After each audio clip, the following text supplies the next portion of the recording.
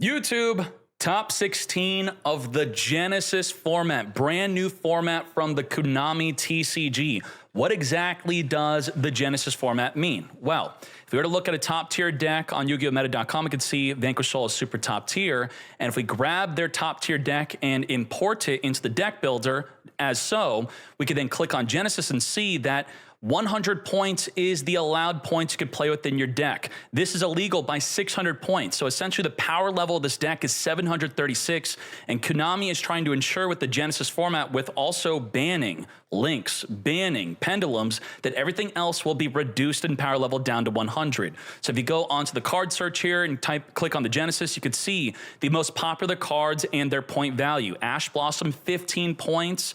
Impermanence 13, Veiler at 7. So you have a choice of, do I want to play one Imperm or two Veilers? I think that Veiler is probably going to be much better than these. Does your deck lose to Bystials? Well, I believe many of the Bystials are 33 points. That is quite insane. You want to wipe the field with Zeus? I don't think so, 20 points. You want to play Pot of P? Well, guess what? You should instead play Pot of Greed, because Pot of Greed is less points than the Pot of P, and you can play 3. There is no ban list besides links or pendulums in today's event. Are you ready? Hajime. There can only be one winner, and you're looking at it. Let's go.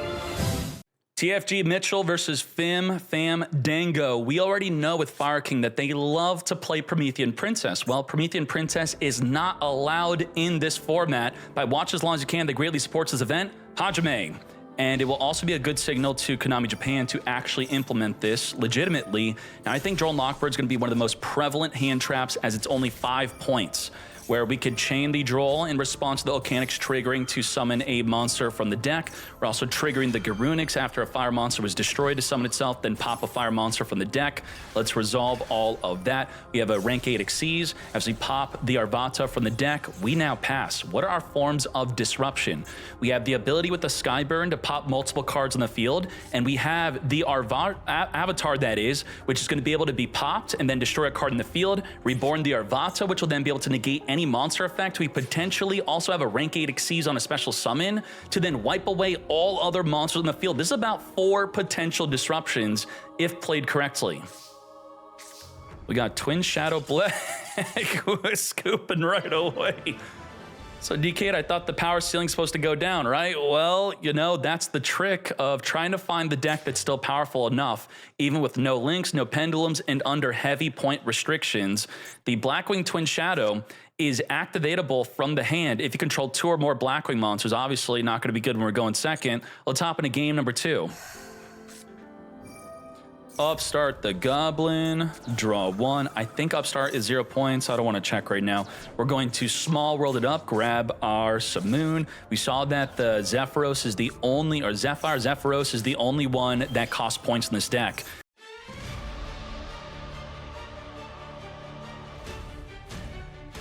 Black Whirlwind is going to be triggering. We're going to DD Crow. Banish the card you're trying to reborn from engrave back. Now, the Zephyros would return back the Black Feather Whirlwind to make it activatable again, which you do not have to do with a card like Black Whirlwind. We're now going to preemptively DD Crow banish the Zephyros right now before it activates engrave to return a card back to our hand. We're going to be chaining the Twin Shadow. We're going to shuffle 2 Blackwing monsters that are banished or in the graveyard into the deck to summon a Blackwing Synchro, activatable because we have more than 2 Blackwings on the field. What is this turning into? Come forth into the Borea Storm. Borea Storm could send Zephyros from the deck to the graveyard again. There you go. Probably our one of Zephyros back in the grave after he tried to DD Crow it is returning back the Black Feather Whirlwind. Masterfully played by Jim Fandango here. Even with DD Crow to counter it. Now, the Fire Attacker is triggering because a card was added to the hand, and it's, you would think, added from the deck, right? Even added from the field or graveyard back to the hand, we're triggering to draw 2. And we're going to use the Chinook. Quick hand effect from the hand trap to negate. We're going to make Beals. Is this first turn kill? What? What are we doing here? What the? Gimmick Puppet Fantastics, Machine X, searching for a rank up Barion's Force. Barian Force onto the Gimmick Puppet into the... I did not expect this. Activate on summon, detach. We're going to be summoning the Beals onto their turn, onto their field, that is. We're going to summon a Blackwing Assault Dragon. As we further go into a Nathung, Nothing. Burn for 800, as we're going to be... What is going on? This is legal in Genesys? If you take damage from an attack involving this card or from an opponent's card effect, this card gains attack equal to the damage you took. And if you do an effect, you take damage. What? First turn kill is legal in Genesys, and it's in the top 16. And my client broke. It doesn't even say win or loss. The client could not figure out what happened. Holy moly. Each time your opponent activates a monster effect, deal 700. And then if you take damage or from a card effect, it then gains attack, which you then take damage again because you gained attack. Okay, nice, well done. Let's hop in another one. We are going second, of course. Pot of E. Pot of P is 40 points. Pot of Greed, 30 points. Pot of E is 0 points. You can play 3. It does not add to your Genesys power level whatsoever. So apparently, Konami does not think this card is that good, even though it's limited to 1. But not within Genesys. We can play 3. We're going to draw 2, randomly banish from the extra deck. They believe if you're not using your extra deck, which you pretty much aren't if you're playing Pot of E because you're randomly banishing key cards from it likely, that your deck is probably not good. Well, by potting into a drone lockbird, which I believe everyone is playing, that turned off your Ponic search, your field spell search, and I'm trying to convince myself that this is why I'm not playing Pot E myself in my Typhoon deck that also performs a lot of searching. Which you do a lot of it in the draw phase. We're going to now Sudri, summon. I mean, what do we even have here as forms of disruption? The Arvata can pop another Arvata, which will be able to pop a card in the field. So we do have a form of disruption. The question is, when do we disrupt? When do we destroy Arvata to then summon, I guess, a Ponix or a Garunix to then destroy only one card in the field? Well, maybe we could wait till the end of the main phase. Will he have a form of disruption to stop the effect of popping a card in the field? Let's further go into the Blackwing Dragon, double Blackwing Dragon, as we now make a Dispater. Now, Dispater can negate the Arvata only if there's a banished card from the opponent. Now, there is a banished card, so when the opponent activates a monster effect, you can target one banished card, shuffle it in the deck, and then if it was your opponent's deck, you negate the activated effect. You're now done, mate. That's it. And we didn't expect you to have a negate in Genesys format. Even I didn't expect it. Pater's how many points? It's 10 points. Zephyros, I think, was 33 points. Dispater, 10 points. Absolute insanity. Double Assault Dragon. This deck seems pretty good going second also. Dispater is going to... Wait a second. We did the wrong one.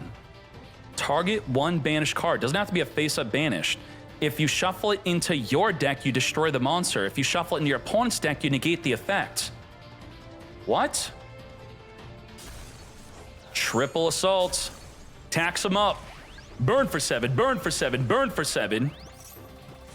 As we now going to be reborning. Is he not able to dissipate or return back an extra deck card? Shuffle it into your opponent's deck. Triple 700 again. 777, 777. Wipe out the Garunix, which will activate to summon for the deck for, again, another 777, 777. If he activates, it happens again. What are you doing? 777.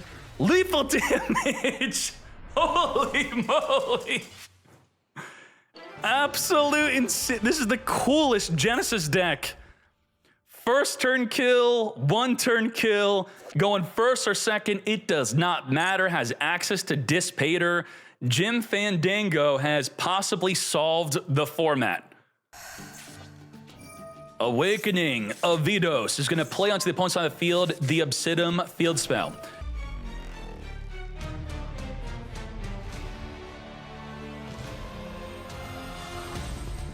What is good here? What are our forms of disruption? This states that if this card is sent from the opponent's field to the graveyard, you can destroy all monsters on the field. So our goal would be to, how do we get their Vidos into the graveyard? and then it will destroy everything. What else do we have? During the main phase, you could fusion summon into a crazy monster. That's what it's going to look like in the background. You'll see when it actually gets summoned. We also have super polymerization. Let's see what's good. Genesys code is going to be summoning a negate on the field right away. When your opponent activates a card or effect, you could send one other Genesys card, it doesn't have to be a monster, from the hand or face-up field to negate the activation and destroy that card. Is that going to mess everything up, or can we super poly it away? Let's reveal the Saphira to summon our Genesys Archfiend, activating to search our deck for a Genesys Dragon. Now, the Genesys Dragon, similar to the Sage, has a quick effect. Now, this one is going to quickly target a back row card to banish it, not even destroy. We're going to Vetoes, activate a Pop or Obsidian to summon onto the opponent's side of the field, setting an Ashen Eternity from our deck to the back row. We're going to use the Genesys Dragon to target the Super Polymerization. We're going to flip up the Ashen to Endless. Using the effect, we're going to use the Genesys Sage to negate the activation and destroy that card. We're going to chain the targeted for banishment Super Polymerization, discarding the Volcanic Shell to fuse away 4 bodies on the field for a 4 material. Vetoes the Dragon of Endless Darkness. What does this do? Cannot be destroyed by card effects. Also, your opponent cannot target it with monster effects. And we have the Vetoes in Graveyard, which will trigger, I believe, if sent from the field to the graveyard, to destroy all monsters on the field, wiping away the Genesys Sage. Activate. Also chain the Priestess, which should also be destroyed, in addition to it searching our deck. Let's grab from the deck a Rekindling of the Ashen as we wipe the field. We're now going to follow up with Saphira Dragon Queen. Now, do we have a form of disruption on this crazy Charizard? When your opponent activates a card or effect on the field only, so Saphira would not work, you could send one face-up Ashen card you control to destroy that card. It would have to be itself. Wait, it's not even an Ashen card, so it can't even send itself. We now have Skull Guardian tributing off the Thunder King Kaiju to now search our deck for the low, performing our normal summon, setting up into the back row the Radiance. To battle we go. Can't be destroyed by card effect, but can be destroyed by battle, unfortunately, and that is it. The ultimate Charizard Pokemon is dead. We're going to, within the battle phase or main phase 2, take out the trap afterward with our Radiance Voiceless. Let's now Awakening of the Vetoes.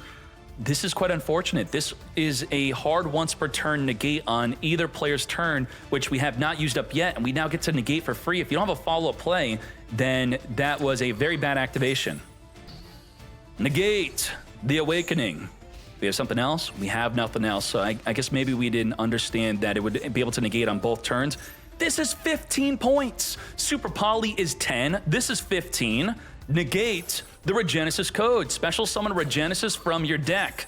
Not today. Now, we do have the ability to negate anything. We also could use the Radiance to pop any card in the field. We're going to follow up with the Rekindling the Ashen, which he is not going to allow. We are targeting the Skull Guardian to negate its effects until the end of this turn. It's a non... Wait, he doesn't have the barrier to make it untargetable. I was like, what the heck? You normally cannot target this. Which also means the low can be attacked into. If we attack the low, then the Skull Guardian loses its negate. We're going to get our Shaman destroyed with the trap, and just like that, Voiceless for Genesys taking a Game 1 victory. Ashened almost won it. It was almost really good, but, you know, then it was Ashened. Both players abusing Pot E. Did we lose all our vetoes? No, we lost none. Chaining the Fulos. Fulos is 7 points, with Pirellia being 10.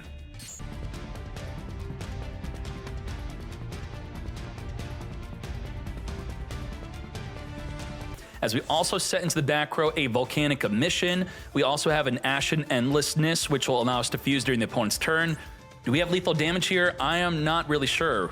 Let's find out. Lethal with the burn. Volcanic Emission's flipped up now. Take a Volcanic monster from your deck and special summon it. We have double Volcanic Emperor. How does this burn? When summoned, you can inflict 500 for each banished Pyro. I guess we don't do that. Each time your opponent special summons a monster, inflict 500 to your opponent. Ooh, okay. So get ready for the special summoning, as the Volcanic Emperor will potentially burn him to death. First, we have the Skull Guardian. Burn, burn. Now, you cannot negate and destroy the burn. It is a continuous like effect. As we do have our Omni Negate ready. Let's further follow up with the blessing of the Voiceless. Search our deck for another ritual monster play. If we special summon, we're going to simply burn for another 1,000. Saphira is performing that special summon play. We're going to tribute off the Genesys Sage into a Skull Guardian, burning again for another 1,000. I don't know if it does anything after that, as the Skull Guardian now swings into the Volcanic Emperor. Nothing's triggering. Again, taking out the second Emperor. I think the Endlessness is dead. Fusion summon a Pyro using monsters from either field, including Vidos, the Eruption Dragon, so we don't have the Vidos anywhere in sight. And also, what's interesting is both players are playing two different decks in one. We have Priestess off the top of the deck. First, we're going to use the Blaze Accelerator, allowing us to get a Volcanic Trooper on the field without using our normal summon. Volcanic Trooper, as we grab a Volcanic Shell, is going to discard a summon a token on their side of the field. We have Priestess, which we unfortunately do not have a Chain Link block for to play around the Skull Guardian. Negated and destroyed. Now, the negate is a hard once per turn, and what the heck? Are we able to even use this? What effect is this going to do? Banishing from the graveyard? Did that do something? We just flipped it up, and then the effect resolution. What? Banish this card in one Dark Pyro. You could banish Fusion. I don't even know what the heck we did with this, but we do have a Volcanic Emperor on the field, burning for 2,000 damage. But what happened? We attacked the token for game, right? Well, let's read the barrier. While you control a low and a light ritual, your opponent can only target light rituals for attacks. So attacking for game over the token, which was our play, the game plan for victory, was thwarted by the ability forcing us to only attack into the light ritual. And that's that. Wait, we're not done. We're going to Ashen for Eternity. When this card's activated, you can add a Vidos. I don't know what that's going to do, but negate with the Skull Guardian Mate. We have no more negate. 2 Skull Guardians is 1 negate. Big enough to take out the Volcanic Emperor. Nothing is triggering here. 3,100 damage with a Volcanic Trooper. And unfortunately, that is that. The effect of preventing the attack into the token is what won the duel. Kang, you were so close. Punk Jam Extreme. We're going to use the Rising Scale to special summon a Rising Scale. And we're now going to Ash Blossom negate 15 points. Mate, 15 plus double Chalice being 6 points total. As we have the Leon, since we are lower life, we're going to special summon. We're going to further summon the Gold Pride Roller Baller. I think the Roller Baller has the effect to fuse during the opponent's turn. If your life points are lower than the opponent's, special summon during the main phase, quick effect fusion summon into a Gold Pride fusion. So we'll see what that fusion is once we have it. Herald of the Abyss, is this actually 0 points potentially? I think it is. If Dark Lord of More is 0 points, what is the Herald of the Abyss? Herald of the, let's type in spell so I could spell correctly. It is 0 points. It is for free. Let's see what's good with it. Activating it. You declare Wind and Warrior, then your opponent has to put a Wind Warrior into the graveyard. We're going to use Forbidden Chalice to negate the Gold Pride Leon, which is also activating a Synchro. The Leon could Synchro, the Baller could fuse, but if the Leon's not on the field, I don't think the Baller has a good fusion play, unfortunately. In grave, we have the Pinballer, which requires a Roller Baller plus 1 or more Gold Pride monsters. What? This card's a floodgate. I remember this back in the day in the Dragon Ruler mirror match. You would summon this to win, and you had to play around this. Holy moly. If this destroys a monster by battle, your opponent cannot summon level 5 or higher monsters during their next turn. So in Dragon Ruler, they then lose. Synchros and everything besides Xyzes are now screwed. Level 5 or higher. Not even the Rising Scale would be a legal summon. It's normal and special. And then what do? It's almost like a Yatagarasu where it's going to continually floodgate you every turn. You're going to have no monster in the field to be swung into, and then they're going to be able to attack for game. This is a win condition.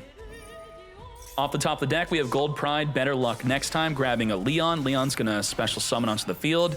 We are not big enough to take it out. Now, we could try to synchro within main phase. We're outside of the floodgate, but now we're floodgated again.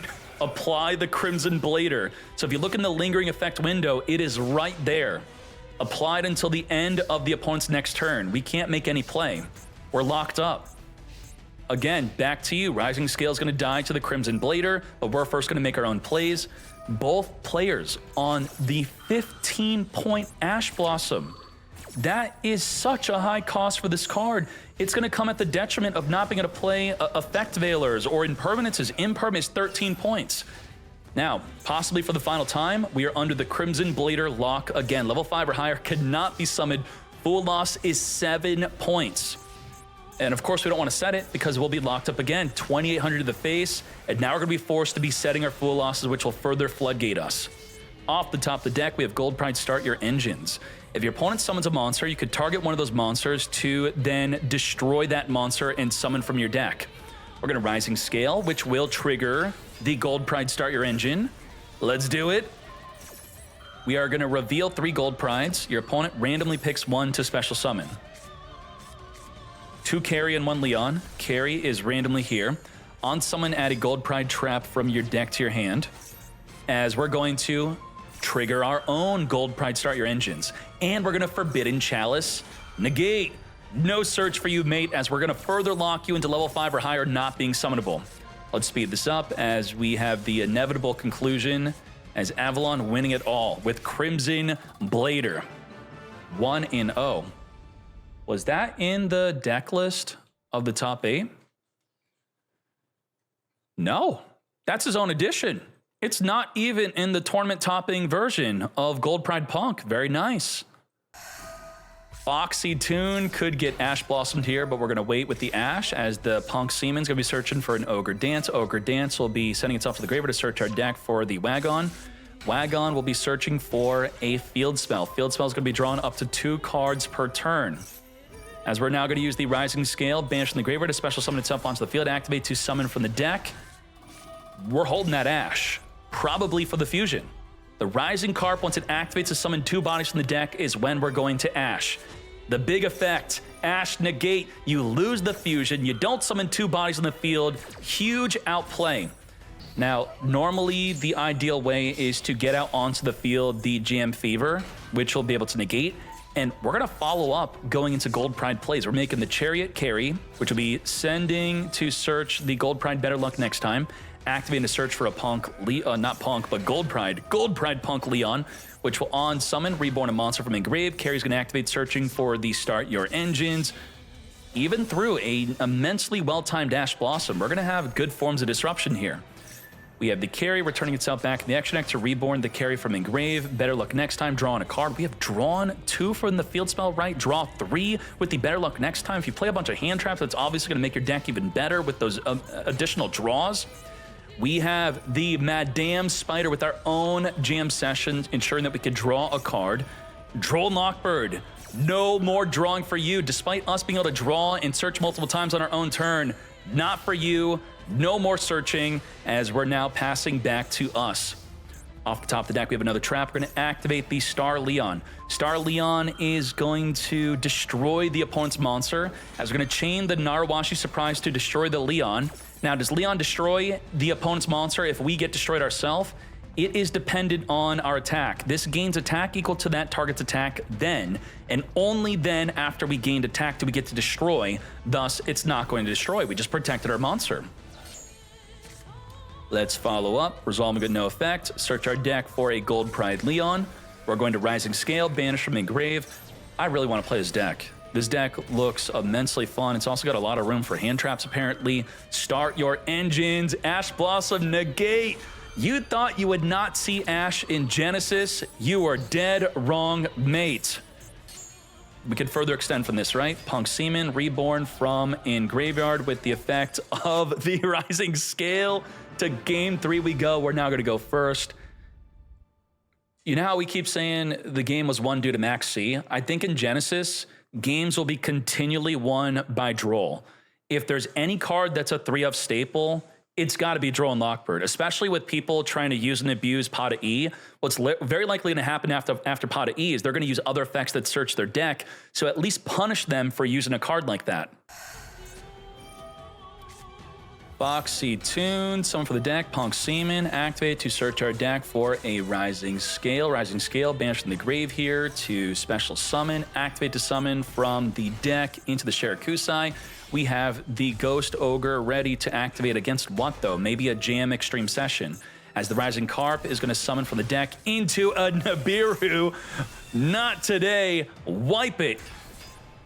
10-point Nibiru. I think a lot of decks are going to be playing very heavily into Nibiru as they're...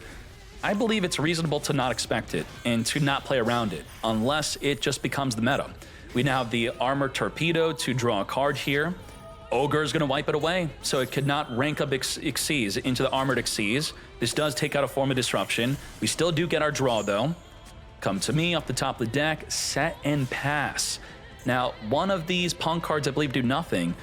It is only if you control a punk and you target a face-up card your opponent controls instead. So this will only destroy a set card. That's very bad. This will still be able to negate a monster whether you have a punk or not. And we also have the Chalice. This is about 2 forms of disruption. Gold Pride Better Luck is going to be searching for another copy of the Roller Baller. We're reducing our life points to be lower than the opponent so we could special summon our Gold Prides. Special summon the Leon in main phase 2. Special summon the Roller Baller. Roller Baller is going to be activating the Fusion Summon. Chalice is going to negate. Now, we could activate the Fuse again during the opponent's turn. What can we do from here? We're just going to set and pass. As we're going to Narawashi Surprise, pop that set card as we still have access to our monster negate to negate the Roller Baller again.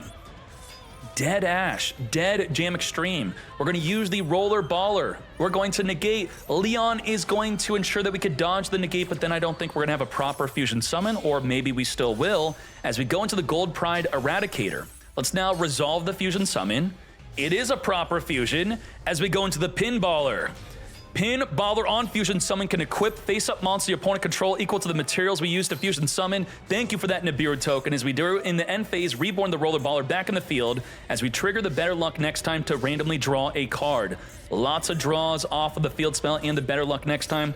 Banish a punk card from the grave to summon the Rising Scale, and just like that, 7,200 damage despite winning game 1 with the Crimson Blader lock. Losing game 2 and 3 subsequently. Thus, we're only going to have 1 Gold Pride Punk in the top 8. Let's go. Chicken Game, I think, also was applied some points. Now, we have a 0-point card like Final Bringer of End Times. The Final Bringer of End Times is target a monster you control and 1 card your opponent controls. Quick play, destroy them.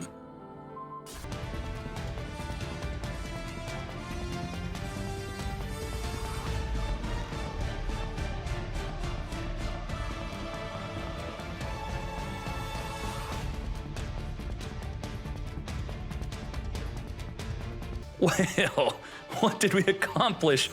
We could synchro from the deck, we could negate anything. This could also synchro during the opponent's turn. We could pop a card in the field, we could pop another card in the field.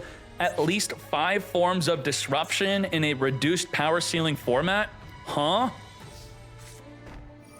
There's no way we're setting 2 to pass. What are we doing? Set 5? Okay. Let's now Excel Synchro Stardust with the Quandax. Excel Synchro Stardust is going to special summon an unaffected Stardust and then further synchro into a Satellite Warrior. How many cards will this destroy? This Synchro Summon card will target cards your opponent controls up to the number of Synchro monsters in your graveyard. How many of those do we have? 1, 2, 3, 4? Destroy 4 cards! No, I'm not revealing my 4 cards to you. I don't think you understand how quickly you have to surrender there because you can't hold the effect. It is resolving without your consent. You're not clicking yes. You're not putting the cards in the grave yourself. So you have to rush to the end screen to surrender before it gets wiped away. Book of Eclipse costs 5 points. Droplet costs 10 points. Soldier Dragons. When your opponent activates a card, special summon another soldier from the deck or get kaiju'd. You up, mate? We do have Wabaku to protect from battle damage this turn. Rollback is in hand here. We have Scrap Recycler setting for the deck Sulfaneer to then discard the turtle to reborn, pop itself to then activate and summon from the deck a Sulfador, which will send 2 cards from the deck to the graveyard, whatever Crystron cards we want. We're going to Morella. Morella's going to send any trap we want from the deck to the grave, which will be our transaction rollback to copy a trap in our grave. We have Thisfern, which in the graveyard is going to banish the search for a Tristaros. We have already committed to a normal summon. We're going to use the turtle in graveyard to banish special summon the Tristaros. As we have Morella again, in response to the Morella, we're going to be reborning the other Morella as a monster. We could have Chainlink blocked it with the Tristaros if we wanted. And now we have the combo. Elemental Burst whenever we want. Destroy all cards on the field through the effect of the transaction rollback. We have to force them to use it. But if I have Waboku, I'm never really feeling forced to actually use my effect. Let's further go into the Amatrix. Amatrix, alongside that, we have Tristaros activating to pop the Amatrix. We're doing it now. The effect to destroy a Synchro to summon 2 monsters from the deck only summons 2 monsters if we destroy that Synchro. Well, how about I destroy the Synchro for you? Elemental Burst. Wipe the field. Only the opponent's field, that is. That's crazy. Not even your own field. It's back row monster. Now we're further extending after a field wipe. The Amatrix activates to reborn the Sulfaneer. The Inclusion is going to be adding a cluster here, popping it with the Sulfador to reborn, further going into the River Stormer. You wouldn't even know that our whole field got wiped as we are just continuing our combos like nothing happened. Now, Waboku is going to be activated before the Regulus can negate it. And the Waboku will protect our monsters on the field, ensuring that we could Xyz summon with these newly summoned Paleozoics. Dude's got double Zeus. Zeus is 20 points each. It's 40 points worth of Zeus's in our extra deck. What the heck? As we're gonna flip up the cluster. Now, none of our cards could get banished, and we now know we're going into the Zeus. Cluster is gonna try to take out the Sky Cavalry, and it does. So the Zeus play was for nothing, but we're gonna go into a Typhon. Typhon, yeah, you know, it just didn't work out too well, but we did get into the top 16. I encourage anyone that loses quickly in the top 16 to save any of your good replays from beforehand. I want to see how your deck works. Let's see the good stuff. Let's get some Genesys gameplay highlighted on YouTube, and then I could really see how much demand there is for this format to continue to run these events. Begin. And you also have DD Crow, which is free. Revealer of the Ice Barrier, discard to summon from the deck into the Hexa Spirit.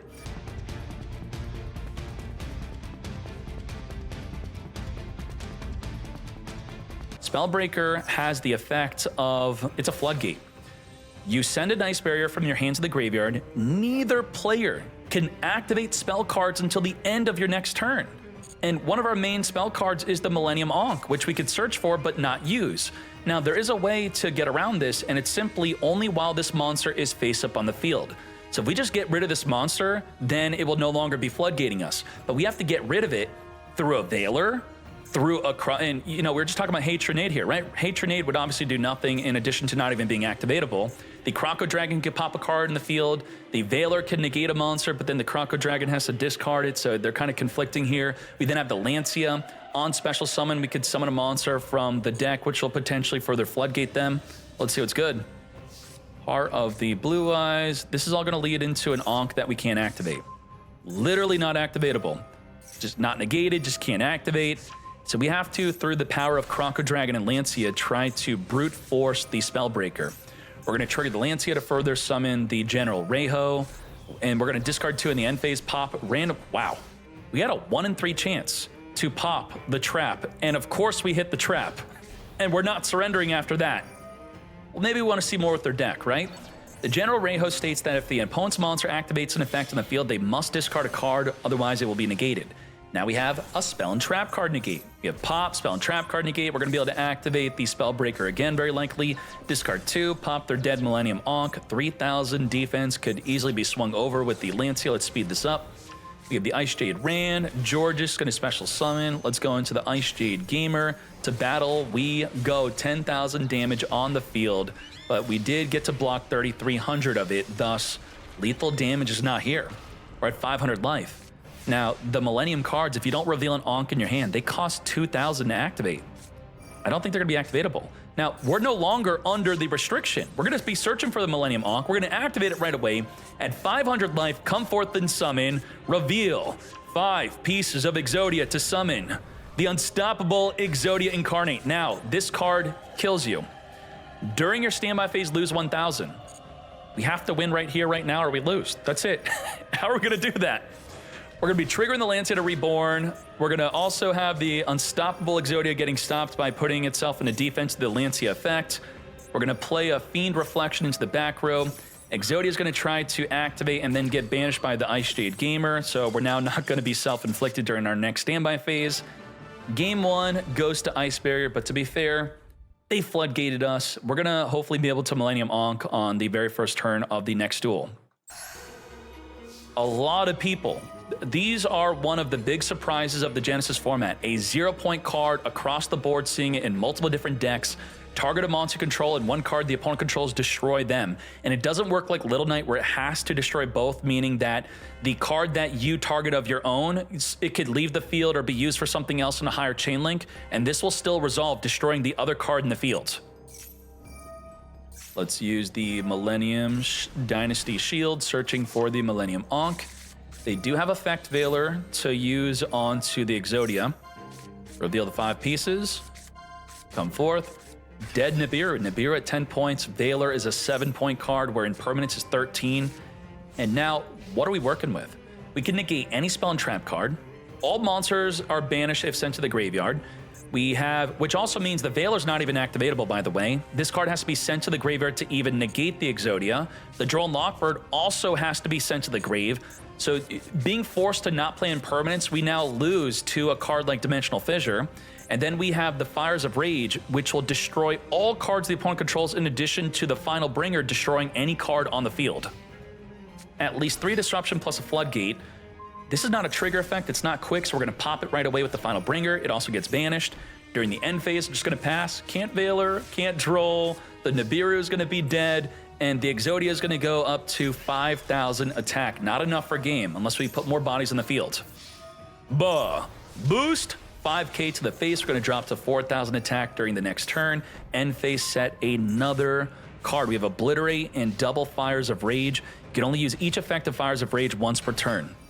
We could wipe the field after the resolution of the Georges. Get ready for that. Now, we are triggering a back row card that I'm not familiar with. If your opponent activates a card or effect while this is in the back row, you special summon it. For the rest of the turn, your opponent cannot target level 5 or higher, as we Exodia, Fires of Rage, Obliterate the entire opposing field.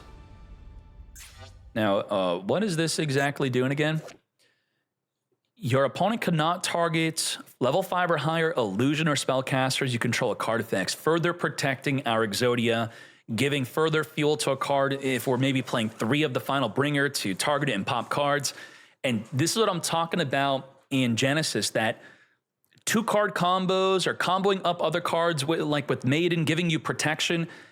These are really bad in modern Yu-Gi-Oh!, but potentially very good in Genesys. While we're not at the point where we are reduced to having Battle Hand traps be good or using Magic Cylinder or Mirror Force, we are still definitely a step back from modern Yu-Gi-Oh! To a different type of Yu-Gi-Oh!, and I like it. Macrocosmos for this duel should definitely be too slow. We're not able to activate it right away. They're going to pop off with the Revealer, discarding Fool Loss to summon from the deck of Mirror Mage. Fool Loss is 7 points.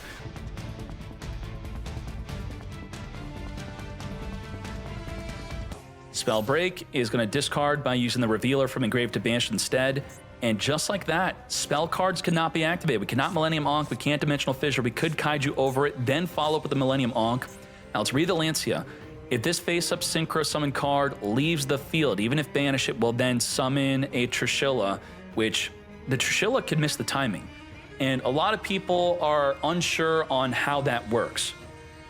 What you need to do is, it's not about getting rid of Lancia on a higher chain link. That does nothing. You have to ensure that when the Lancia is sent to the graveyard, that you are triggering something on after it is sent.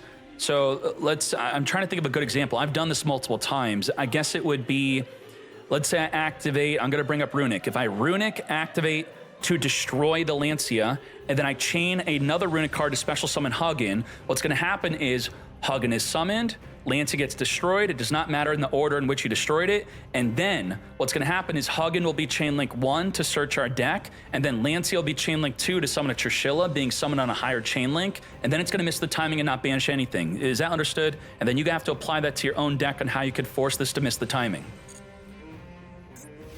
Now, despite that, we have an activatable Veiler, can't activate spell. We could summon Floodgates in the deck. We could Ice Shade Gamer, chain banish in response to anything activating.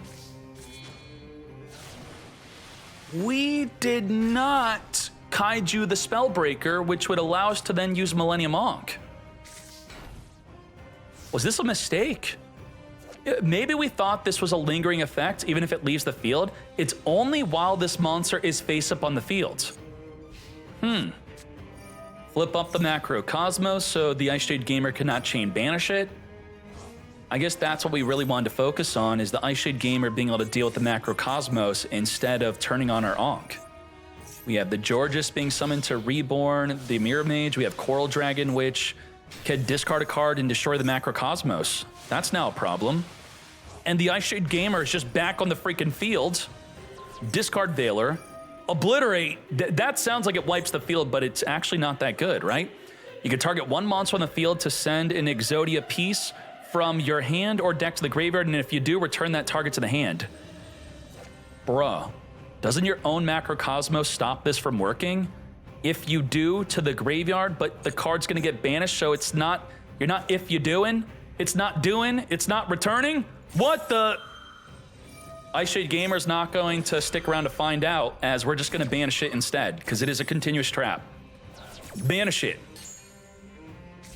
And is this the end for Hipster or what? What? What is this? What, a Spirit Reaper is now meta? If this card battles a monster, it is not destroyed by that battle. Oh, okay. Let's Freezing Chains and pass. I guess we're gonna have to Coral Dragon pop it. We are now able to activate the Millennium Ankh, reveal the 5 pieces of Exodia, come forth and summon into the unstoppable Exodia. Bro is locked. He's got too many monsters on the field. We can't change the battle position of the Exodia if we can't special summon an Ice Barrier from the hand, deck extra, or graveyard. Say goodbye to the Ice Shade Gamer, 8,000 attack, as we're now going to activate during the end phase to set up the ability to wipe away the entire opposing field. Sappho was supposed to win this. What is happening? How did the duel... just because of a Spirit Reaper, we're going to crack down, take the Lancia, wipe away the entire field so the Lancia does not trigger to summon a Trishilla to banish us. And now we're going to follow up with the Ice Shade Agarine. We could use the Exodia to negate that spell, mate. Add an Ice Shade from the deck? I don't think so. Negate. And he's completely blown out as the unstoppable Exodia is again setting another Fires of Rage from the deck. And it's all thanks to the Fiend Reflection. Not destroyable by battle, protecting us from what I thought was lethal damage, yes? Fires of Rage again, wipe the entire field. Obliterate the entire opponent. 15,000 damage, obliterate. The attack gain is permanent. Wow. Yellow Ninja is going to activate. We're going to be special summoning a ninja from the hand, as we're now going to send 2 to the graveyard to summon a Maizen. Maizen, in response to the opponent doing anything, will special summon a ninja from the deck. Now, to summon Maizen, could Dimension Shifter have prevented it? You must tribute the above cards you control. So it would still be summonable, they would just be banished instead.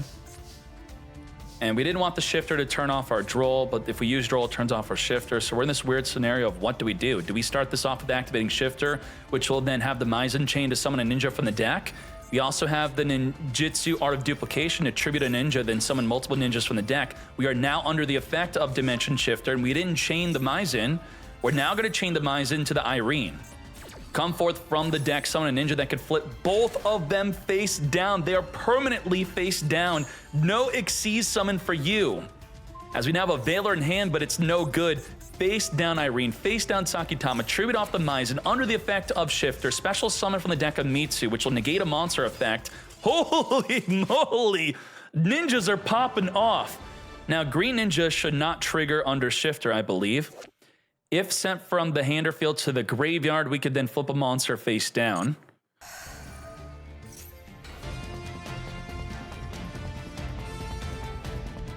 We have Mikalis, which will be detached in a search. And it's important to note with the Martha that you cannot special summon except Exorcister's monsters. So before you think you could put Martha in any deck.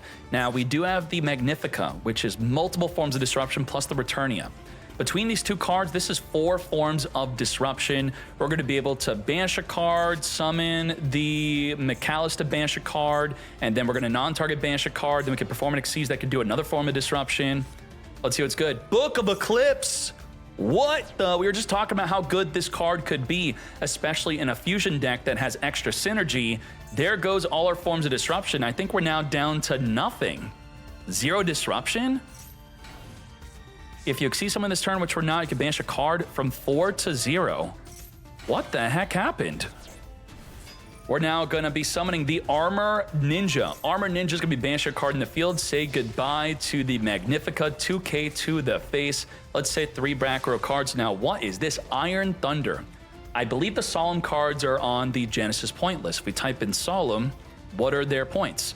Solemn is 7, Strike is 5, Warning is 5, and we could see right here, the Thunder is not 0 points. Spell, trap, monster effect is activated, but it has to be on the field. Pay half your life, negate the activation, and if you do, destroy that card and the same column of other cards within that column.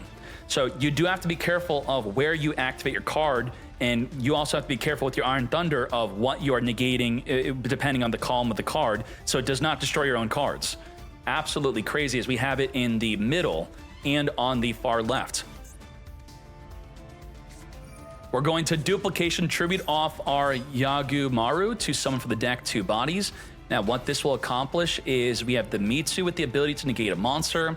We also have the Tobari, which will be able to fusion summon into a disruption, double Iron Thunders. We could trigger the Green Ninja to flip a monster face down, potentially up to 5 disruption we have to play through. Returnia is going to be activating. We're going to be activating the Kagaro. When your opponent activates a card effect that targets a ninja, you could special summon this card and then return the targeted card back to the hand. Mitsu back to dodge the target. Sophia is going to activate. Now we have to destroy the column. Green Ninja will be going down. Say goodbye to the Green Ninja. And we do have another Iron Thunder. We could also follow up with a Martha. We're going to be flipping up our Tobari. Tobari is going to activate to Fusion Summon. We're going to Fool Loss in response to the effect of Fusion Summon to at least draw 1. As we come forth and summon from the extra deck into Maizen. Maizen's going to summon a monster from the deck to flip the opposing monster's face down. So that's going to resolve this backwards. Summon the monster that flips down. Martha summons itself plus another body. Both bodies on the field flipped face down, and we already used up our normal summon. Completely countered by the Maizen. Ninjas are insane. Summon, summon, it both get flipped down permanently. They cannot be flipped up later. We're going to follow up with the 7 Tachyon for another Martha, but that is obviously no good. Ending our turn. Book of Eclipse. Geo flipping monsters face down. This deck is nuts. We're going to reborn the Yagumaru from the graveyard back in the field, send both for another Maizen. Now, all of our ninjas can attack directly. We don't even have to interact with their face down monsters to go for game. 2 Maizen is 40 points. The Yagumaru is also 20 points, so that's 60 points. If we play 2 Yagumaru, 2 Maizen, that's going to be 80 points total just from the extra deck, which is why we're playing cards like Iron Thunder, which cost 0 points. 2-0 victory, clapping up Exosister. Purely, randomly, 3 cards off the top of the deck. We need something that's not that. That is bad. We completely whiffed our turn 1, and there goes our first turn kill, but we do have 3 DD Crows. And more than 1 DD Crow is activatable in the same turn. We're going to be special summoning the Agarine to summon a token onto the field to now make a free level 10 Synchro into the Ice Jade Gamer. We now have Tristaros, which could respond to a DD Crow, as we're going to Sulfador Reborn from Engrave, as we're not going to DD Crow, send 2 cards on the deck to the grave. Now we have to preempt our DD Crow before the Smyger activates, otherwise it'll be too late. Let's banish away the Smyger, and we're not done. Double DD Crow, further banishing the turtle before it special summons a monster from the hand. Let's take out that Purely as we further go 3k to the face. We have absolutely nothing. We need something for our next turn draw, but we're not done. We've only just begun in main phase 2. We're going to pop the Ice Jade Gamer to summon 2 bodies from the deck with the effect of the Tristaros to further go into the Crystron Aless to add back the Banished Smiger. Let's discard the Banished Smiger to special summon Sulfaneer. Smiger will then banish to search for the cluster if we don't already have it. Knowing that, I mean, even off the top of the deck, if we join anything good, they have plays to stop our only play off the top of the deck. Thus, we're hopping into game number 2. Top 3. 1, 2, 3. Sleepy Memory is here. Let's get to it. Sleepy Memory is going to be discarding the Bro, special summon the Pure Lily, draw a card. We're also going to Pure Lily search our deck, grabbing the My Friend Purely.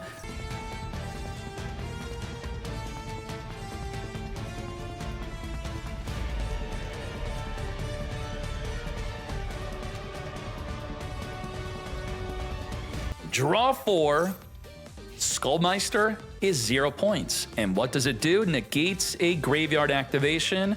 This is not side deck. We have no side deck in today's event. And Smiger activates Engrave. Almost all the Crystron cards activate Engrave. This will be a very good card against them. Also DD Crow, of course. And more importantly, 5 or more materials is under the X Purely Nor, ensuring your opponent cannot affect it with any activated effects. And whenever we want, we could detach up to 2 cards multiple times in a turn to return a card in the field or engrave back in the deck. It's also anti-grave. In addition to the Skullmeister being anti-grave, in addition to the DD Crow being anti-grave with the graveyard-focused deck. This Vernon Graveyard we can negate with the Skullmeister. Negate! How do we out this? Well, it's going to be self-outed through the Purely Leap. The Purely Leap is going to return it to the action deck during the end phase of the next turn. So we are encouraged to activate it while we have the effects instead of just sitting on it. Say goodbye to the Smiger, returning it back in the deck. Game number 3 we go. And as we could see within these games, he's playing a ton of board breakers. Dark Ruler, Ultimate Slayer. Ultimate Slayer has to cost points, right? I would think so. Is going to 0. 0 points for Ultimate Slayer. 0 points for Dark Ruler and more. 0 for the Skullmeister. 0 for the DD Crow. Very interesting. Millennium Engine is here. Let's speed up their turn 1. We do have the Dark Lord more. 0 points in Genesys to negate all monsters on the field.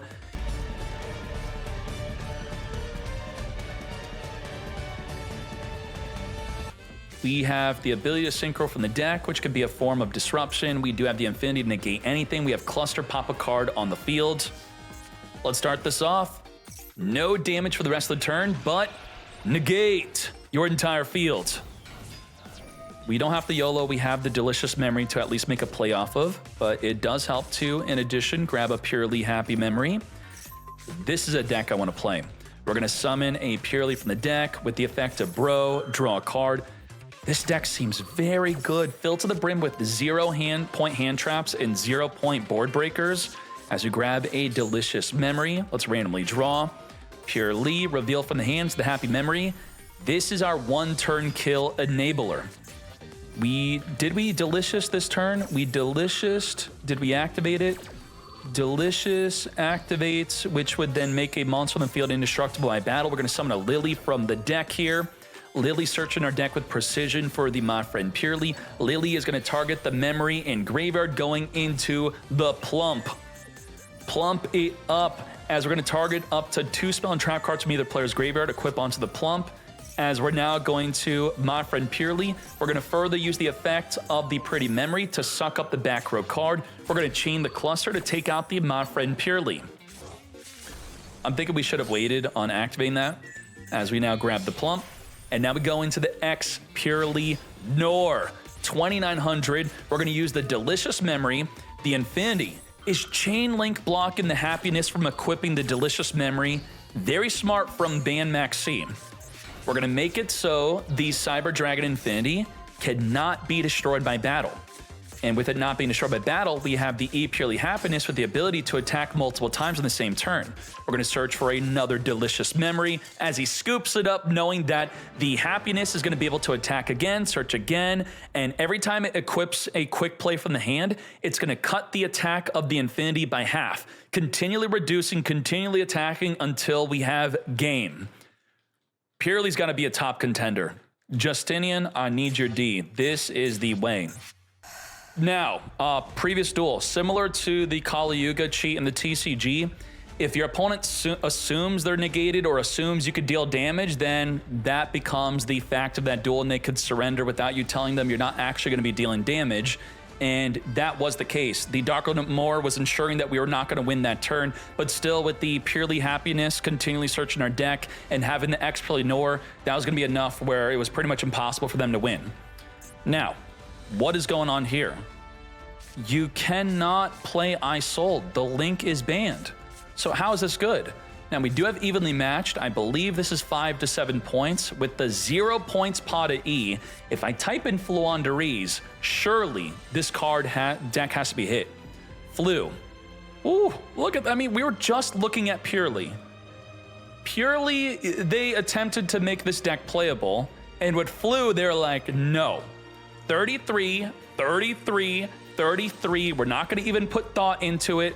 Pretty much all these cards are limited to 1 if you wanted to play all 3. That's insane. Some bias I could see. Again, they do have access to the 0 point pot of E at least. This is 40 freaking points. What the heck? How can you afford a 40-point reinforcement of the army? Pot of Greed is 30 points. He could have just drawn 2 right now for less points. Battle in Boxer. Uppercutter's going to be searching for a Boxer Sparrer. We're going to Durendal equip to further search our deck for an Infernoble Turpin.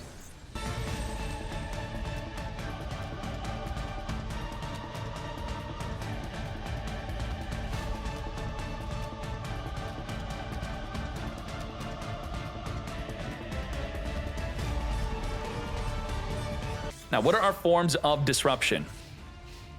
We have Gear Free to negate a monster effect, but there is an evenly match which will be wiping away the entire field. We also have the Roland Engrave, which will be able to equip onto the Charles or any monster here, and then it will trigger the effect. The effect that will be triggered is we're going to be able to non-target destroy a card on the field. Double disruption. First, we're going to pot an E, of course. Give us our draw 2. Runic with Fluanderies. Banishing everything but the Emperor Charles. We still have the non-target pop of the Roland equipped onto the Charles. Fluanderies, Unexplored Winds. We do have to try to pop this off right now. We're going to Runic Tip, add from the deck. Now, maybe you heard incorrectly that Runics are unplayable. You just can't summon a Runic into the extra monster zone. That's it. The other effects, the field spell, draw 3 every turn, is still playable. Freezing Curse, negate the Emperor Charles, prevent it from non-target popping a card on the field. The Unexplored Winds could tribute the Charles for part of our tribute summon. Let's Jack in the hand, reveal 3 level 1s. The Rabina is 33 points, potentially only played as a 1-of in this deck. Unexplored Winds is going to be tributing off the opposing Emperor Charles to summon the Empin. And despite this deck heavily being restricted on its points, it's still seemingly a viable Genesys deck. Now, what doesn't make sense to me is, how can we afford to play evenly matched? Evenly is 10 points, and the Flu cards are 33 points. Something's not adding up here. If you play 1 Rabina, 1 field spell, you now cannot play any other Flu cards or even the Advent of Adventure while also playing the evenly matches. Because this is 66 points, 76 points, 86 points, 96 points. So maybe we're playing 3 evenly, 1 Flu, and 1 field spell. Let's go. Now, special summon monsters in attack position cannot activate while we have Empin on the field, and we could use the Fluanderies Dreaming Town to flip the opposing field face down. Durendal equipped onto the Empin to search for the Uppercutter. You think he's just on 3 Rabina? He can't be on 3 Rabina. That would be an illegal deck. 3 Rabina plus evenly match is more than 100 points. That's what's crazy about this deck. We have the Dreaming Town, additionally summoning the Empin, searching our deck for the Avian. As we're going to use the back row Unexplored Winds to tribute off an opponent's card to summon the Avian, we're also going to flip the opposing field face down. Renaud's face down, and the Avian can now negate anything, returning itself back to the hand.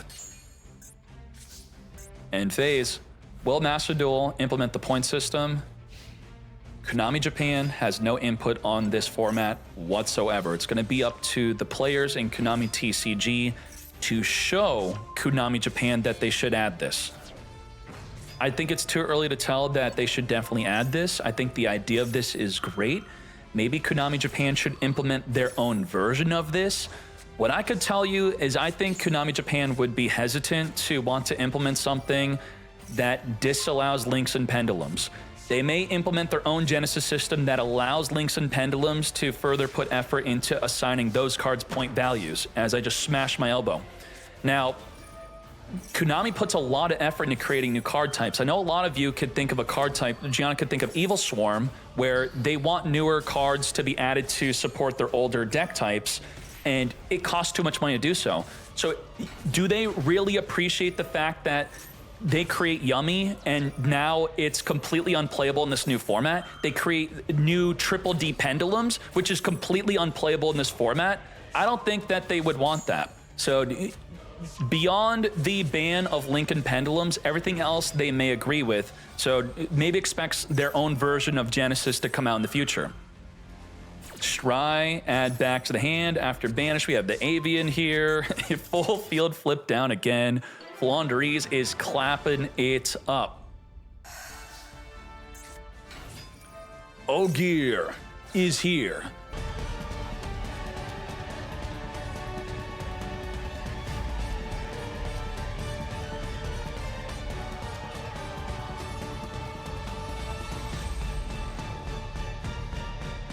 Monster Negate.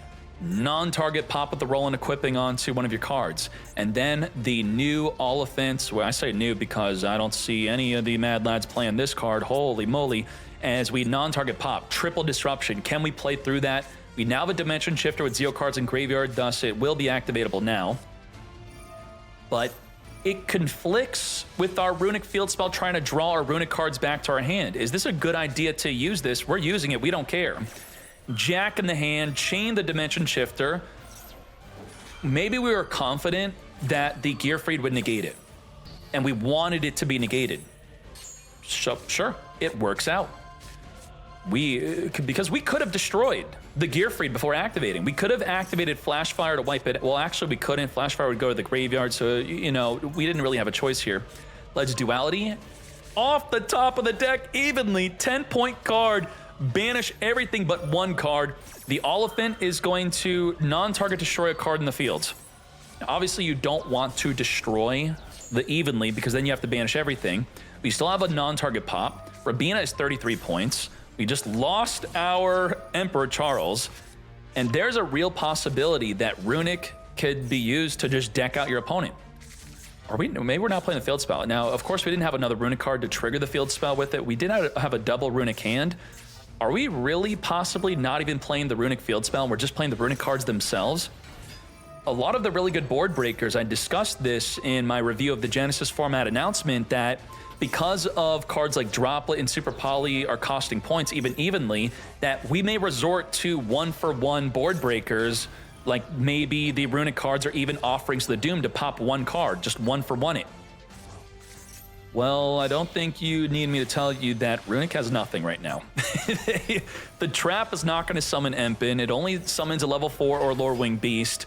They have absolutely nothing. Non-target banish from the field, engrave, and the Fluandere's Dream is now dead.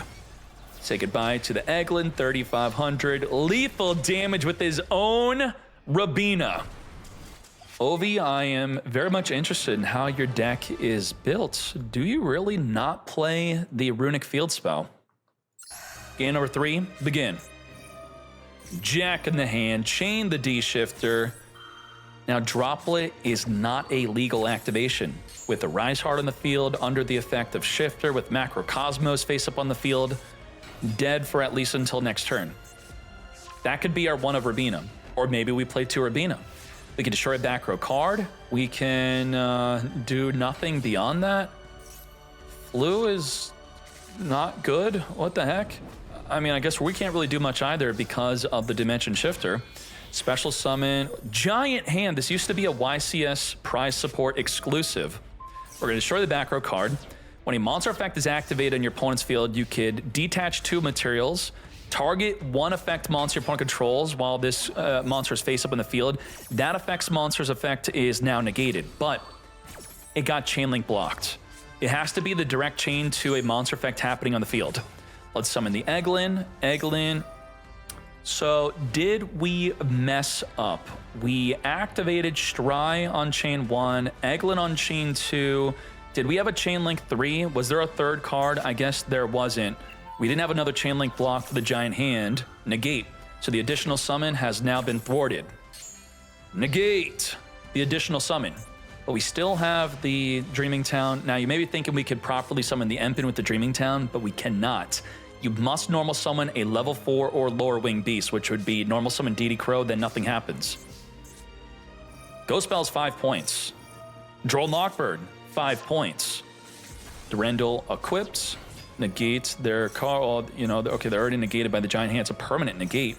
As we're going to grab a Renaud from the deck, we have to cope that DD Crow is going to be good enough. As we're going to banish away the Gearfried before it's added back to the hand. Ghost Bell, 5-point hand trap, negate the 0-point DD Crow. Negate. What do we have from here? Add back the Gearfried successfully, further synchro into the Angelica. Let's grab the Museum. Museum's going to be further searching our deck for the Almace, as we're going to use the Ingrave Ogier, target the Angelica to chain directly here, to send from the deck the Magus to special summon the Roland. Let's return the Ogier, Museum, and another card to draw a card.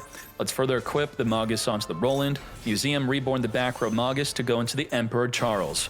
If we equip onto the Charles, we can non-target pop right here, right now, without letting them know what we want to pop until resolution. Take out the back row. Let's banish the Engraved Durendal, special summoning the Gearfried, further equipping onto the Charles. 9,500 damage on the field, Infernoble. Looks really good. Oh my Jesus. And that was the top 16 as we advance into the top 8 grand finale and top deck was the very next video of Yu-Gi-Oh! Genesis on Master Duel. Let's go.